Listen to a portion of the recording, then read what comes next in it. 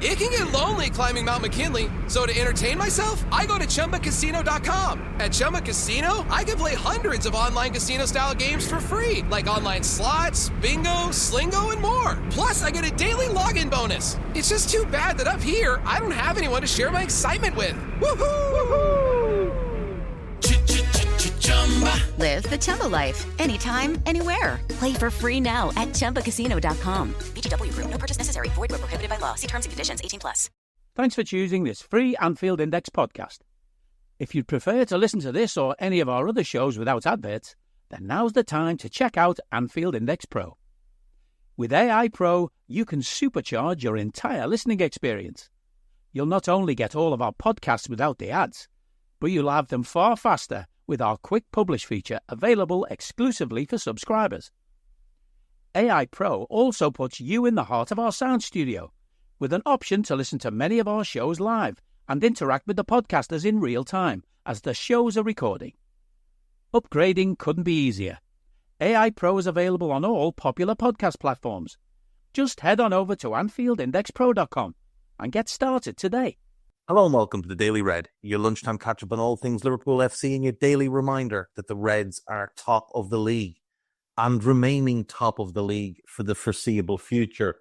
A 5-0 win over West Ham at the London Stadium. A very, very comprehensive win for the Reds in which, let's be honest, we never really had to get out of second gear. We had multiple levels to go up if we needed to. We went ahead through Luis Diaz on 30 minutes. A little bit of luck, but largely his own work. We go 2-0 up on 40. Mo Salah with an outrageous assist for Cody Gakpo. Salah himself made it 3 on 44, marking his 8th game this season. 8th game this season with a goal or an assist. And remember, Eden Hazard managed that 7 times in his entire Premier League career. Mo Salah is a ridiculous human being. That is a Premier League record for the most in a season. It's December. He's also broken a record as the first player to have 6 Premier League seasons with 10 goals and 10 assists. It's December. It's December. And this guy is putting up season stats. For example, Bukayo Saka in the Premier League this season has 15 goals and assists. Mo had 14 just in December. Just in 1 month, he had Bukayo Saka's half-season stats. A ludicrous individual. Trent Alexander-Arnold made it 4 on 54. A little bit of fortune as it took quite a big deflection. And then Diogo Jota on 84 after another brilliant Mo Salah assist. And Mo just continues to, boggle the mind. But it's fair to point out that last night he did miss some big chances. He probably should have scored a couple more. But ultimately, it doesn't matter. Because what he did do was win us the game with an outrageous performance. And through 26 games, about 2,200 minutes, Mo has 37 goals and assists in all competitions this season. Just consider that, if you will. Just consider that. 37 goals and assists already this season. It's December. He is on track to put together the greatest individual season any Premier League player has ever had. Cristiano's Ballon d'Or season, he's on track to wipe the floor with. Thierry Henry's 02-03 season, 24 goals, 20 assists in the Premier League, he's on track to wipe the floor with it. The Luis Suarez season in 13-14, I think, is the best individual Premier League season that I've seen. Henry's was incredible. Cristiano's was tremendous. But both of them also had Champions League, which overall put them ahead of Suarez in terms of season versus season. But Mo's on track to beat all of them. And the Suarez season is the only one that matches with Mo through the first half season. Cristiano and Henry came on strong in the second half. Now, what I still think puts Suarez above all of them is he didn't take penalties. That's open play and free kick goals. He didn't take a ton of set pieces for assists. He didn't take corners. Well, he did sometimes, but very rarely took free kicks to put into the box. He took free kicks when he was going to shoot. Mo doesn't take corners. Mo doesn't take free kicks. So when we look at his assist numbers and we see that he is 13 in the Premier League already and 17 in all competitions, it really does show you how impressive that is. And it's funny, we were playing West Ham last night and a few tweets cropped up from the summer of Liverpool fans having meltdowns over the fact that West Ham had a much better transfer window than us. So I thought, well, why don't we take a look at all our rivals and their summer transfer windows and how they've actually impacted them this season? Because if you look at West Ham's, who are not a rival, but we just played them, Guilherme has barely played because he's a kid. And I said when they signed him, he's probably 2 years away from really contributing in the Premier League. Max Kilman has been a disappointment. Somerville has been a disappointment. Fulkrug has barely played because he's been injured. Wan-Bissaka has been okay. Guido Rodriguez has been decent. Todibo's been poor. And Soler's been decent. There's nobody yet for them that's been a hit. So what about the rest? What about Manchester United? Well, Xerxes been poor. Yoro's been injured. De Ligt's been poor. Mazraoui's been decent. He's been decent. Ugart hasn't been good yet. He's had a couple of good games, but he hasn't been good. And they don't have a partner that works with him. And I said when they signed him, the Ugart-Menu partnership would not work. And it doesn't work. It's horrendous. So their summer spend hasn't worked. They've also sacked the manager and moved on. What about Spurs then? Well, Bergval's a kid. He's not had much impact. Archie Gray's been decent at centre-back and right-back, but he hasn't played a ton. Solanke's been decent. But, you know, they spent 65 million on him. He's got 10 goals in 24 games in all comps, 6 in the league. Not great, but not bad. Odegaard's been injured. And Timo Werner's been crap. So what about Villa? And I really like the Villa window. Lewis Dobbin doesn't play. He's out on loan. Ian Maatson hasn't played nearly enough. Illing Jr. and Barentia, they've loaned out. Barkley has been a bit of a disappointment. Philigen's been poor. Onana's been good. Amadou Onana has been good for them. But that's it. One of their signings has been good so far. For the Toon, Lloyd Kelly has been pretty poor. Asulu has barely played. And Vlachodimos, the guy they brought in from Forest in that weird swap deal they did with Elliot Anderson, has he played yet? He's their third choice keeper. Hasn't played in the league. He's played one game. Now there's varying reports on what they paid for him. Some of them suggest they paid 20 million for him to get 35 for Elliot Anderson. That's disastrous. Lewis Hall did obviously sign the previous season, so he doesn't count, but he's been good this year. What about Man City then? Savinho, he's been largely dreadful. And Gundogan looks completely washed. That was their sum. What about Chelsea?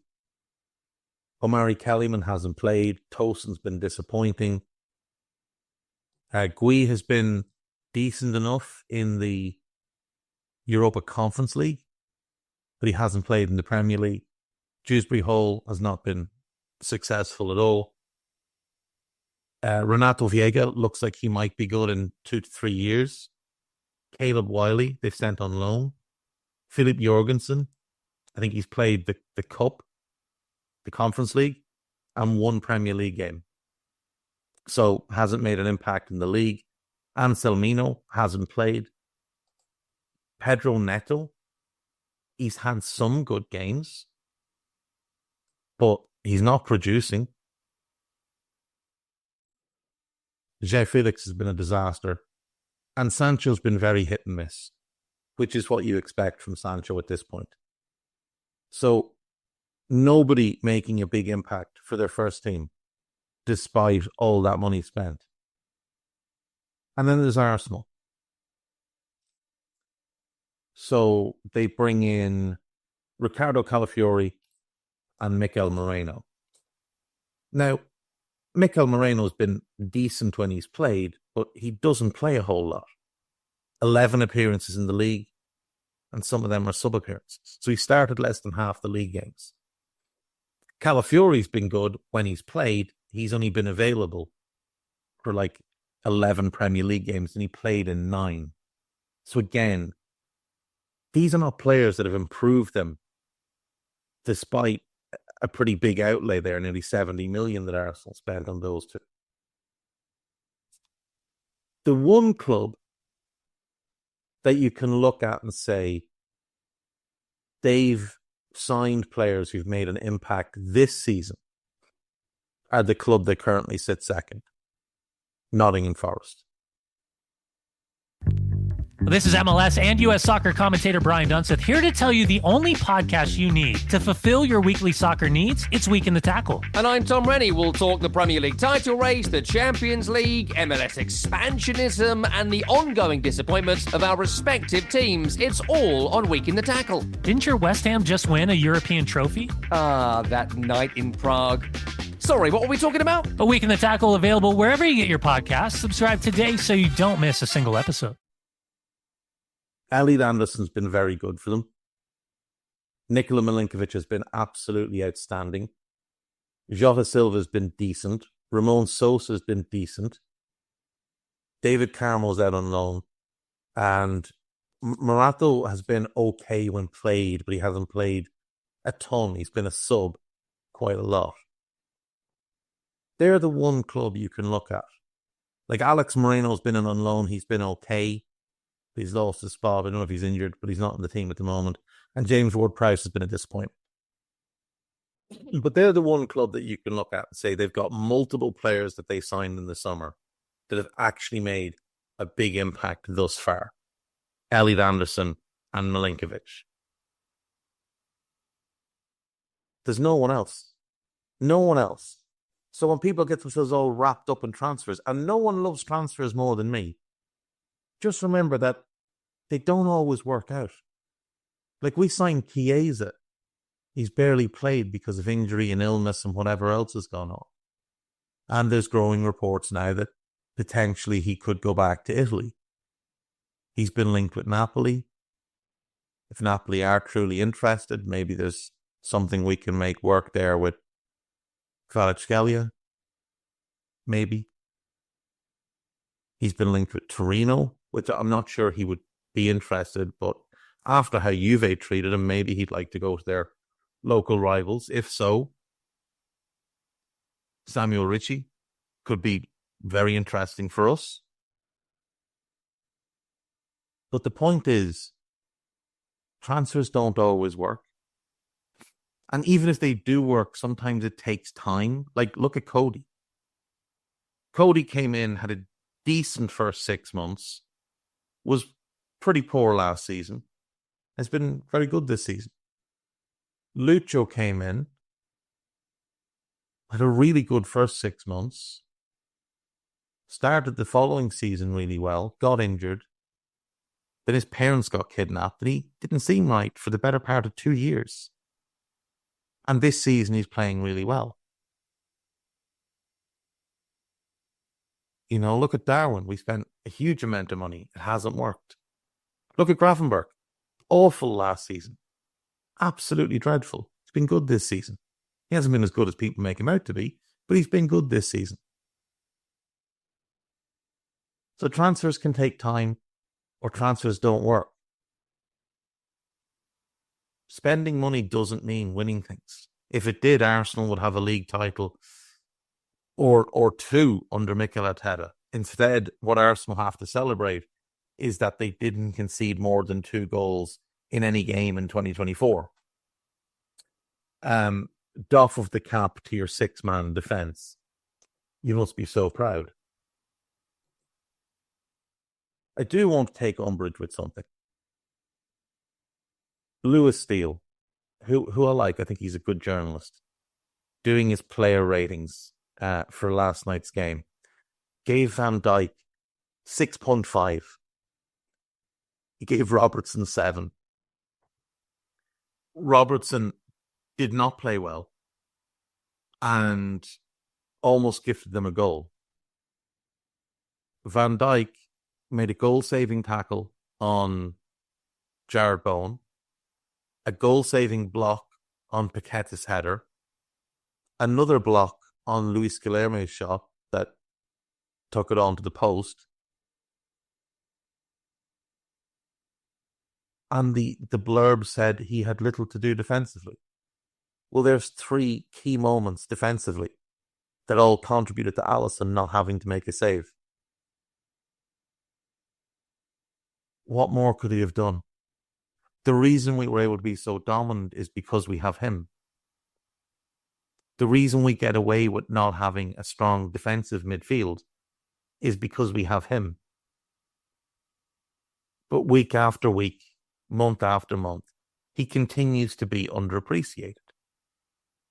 There's not a single Arsenal journalist that would have given William Saliba a 6.5 for last night's Virgil van Dijk performance. They would have given him a 9. They would have given him a 9. Now, this goes back to what I've said about we're not good enough at promoting our own players. And a big part of that is the people in the local press not lifting these players up nearly enough. The 6.5 is absolutely embarrassing for that performance. Like, you must be sniffing glue by the drum to think that was a 6.5 performance. It was at minimum an 8 out of 10. At minimum. And like I said, other clubs, their press would be giving 9s. They just would. It's baffling to me how underappreciated Virgil is, even among our own. It's little wonder we still have these debates with fools about John Terry. Because if John Terry put in that performance, it will be getting burnt onto DVDs and sold today. With Virgil, it's given a 6.5 out of 10. Yeah, right. Let's check in with This Is Anfield and see what they have for us. Salah is superhuman, but what to make of the Trent celebration? Look, Trent isn't going to tell anybody what he meant, but it seemed to me like he was saying that he was hearing a lot of chatter. Who knows? Van Dijk, the winger, Paqueta's pathetic elbow, and 4 more things spotted. Liverpool on extended procession to title as inevitable. Mo Salah excels again. Liverpool to be used in VAR trial, in-game referee announcements. Oh, that's good. That's something we have been needing badly with VAR, is more transparency. Passionate 2-minute Michael Owen speech explains how Mo Salah is wired differently. Mo Salah tops 2024 for most goal involvements. He alone had more than Everton, which is pretty special, especially considering he wasn't good the back half of last season. He was off at AFCON, then he was injured, and then he wasn't playing well. So it just shows how spectacular he's been this season. That's pretty much our lot. Superb Mo Salah gets 9.4 rating, but midfielder also shines. I assume this is Alexis, who was tremendous. So, right, This Is Anfield ratings. They gave Alisson an 8, Trent a 9, Gomez a 7, Virgil a 9, Robertson a 7. That's very generous. Gravenberch an 8. McCallum, it's a bit generous considering he went off on 60 or 55 or whatever, but he did play well. McAllister a 9, Jones an 8, Salah a 9, Gakpo and Diaz both 8s, and Kwanzaa a 7. And then when they factor in the Echo, who gave Salah a 10, Goal, who gave Salah a 10, Footmob Stats, who gave Salah a 9.3, This is Anfield readers gave Salah 8.6, Mo comes out with 9.4, McAllister comes out with 8.5, Diaz and Gakpo with 8, Trent with 7.8, and Virgil with 7.7, because the Echo and Goal gave him 7s. We need better people covering the club, folks. Anfield Index.com. Like, isn't this what Neil Jones and Tony Barrett are meant to be doing? Like, you know, promoting our players, wrangling cats and the media. There's a piece about Mo. There's a piece about Virgil and the overall performance. There's a piece about Arne Slot, who, if you're not aware, lost 1 of 51 games in 2024, which is ridiculous. A piece about me talking about a clean sheet. It's a piece about Lopetegui talking about Liverpool. And then podcast-wise, there is post-match Raw from last night. There is the Gags Tandon show from last night. And then there is a Media Matters where Dave Davis is joined by Lewis Steele. Salah shiny again, McAllister and Van Dijk and others brilliant. Again, 6.5. Yeah, there's loads more to come this week. But that's it for today. I'll see you tomorrow. Bye-bye. We hope you enjoyed listening to this Anfield Index show.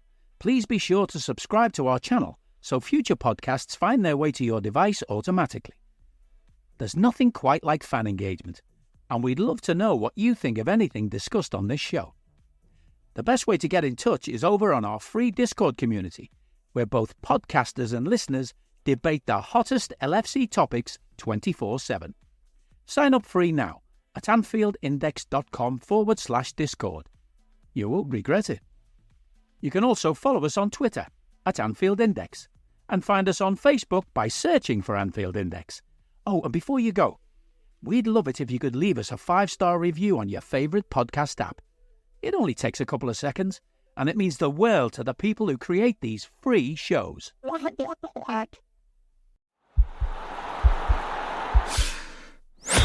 This podcast is part of the Sports Social Podcast Network.